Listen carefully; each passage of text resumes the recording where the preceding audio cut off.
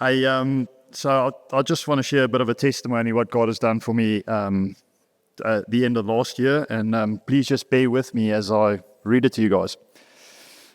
When you mountain bike, you get to meet a lot of people. So I've met a lot of different people mountain biking in my life, but on the 13th of December 2025, I met 4 paramedics, 4 firemen, and a lot of doctors in ED and ICU. On this faithful Saturday morning, I did what I do every Saturday. I went for a bike ride at Magamahoe, and on the way there, I did what I always do. I prayed that the Lord would keep me safe while attempting big jumps and drops. Long story short, I had an unexpected meeting with the ground after attempting a jump on the trail flight school. The wind took hold of my bike and I fell to the ground from around 3 to 4 meters high. When attempting to stand up, I noticed my leg was not quite pointing in the direction it is supposed to. Some people stopped to check on me and offered to help. One of them turned out to be a physician who works at Base Hospital. I asked someone to grab my phone in the car so I can tell my wife that I crashed. I told her not to panic, so she did what every loving wife would do, and she panicked. The first set of medics arrived and confirmed that I have a posterior hip dislocation. They did not have the experience to reduce it on the scene, so they had to call for backup. Backup arrived and it was straight to business. The lady asked me if I would like to do it the easy way or the hard way. It's quite a silly question, but so I did what every guy with a dislocated hip would do, and I chose the hard way. I thought it was a trick question.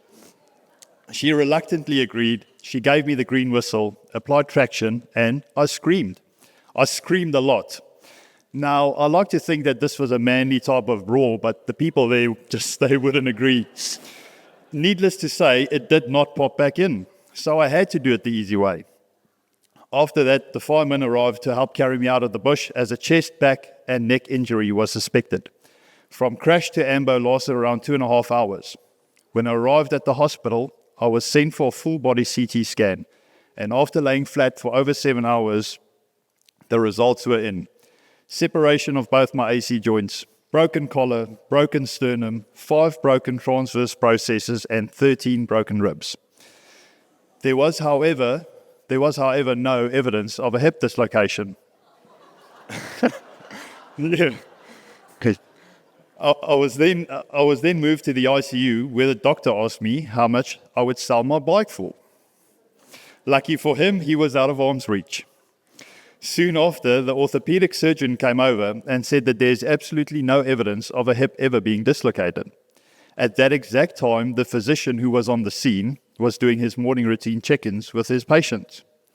Hearing that the surgeon questioned the dislocation, he confirmed that it was indeed dislocated, and everyone present heard it relocate, because of my manly roar, of course. The surgeon had no way to explain how it was possible. There was no nerve damage, no fractures, no bone fragments stuck in the socket, no inflammation in and around the area, and no swelling or bruising. By day 2, I was able to walk with the help of a 4-wheel walker, and by day 5, I walked out of the ICU with only a crutch.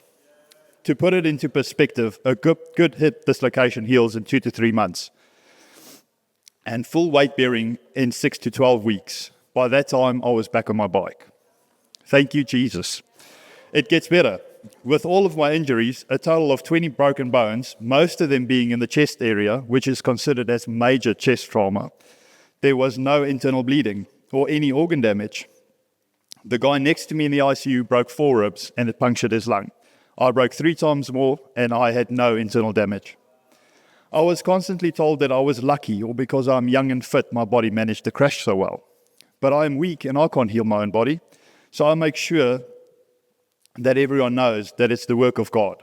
Psalm 121 verse 1 and 2 says, I lift my eyes to the mountains. Where does my help come from? My help comes from the Lord, maker of heaven and earth.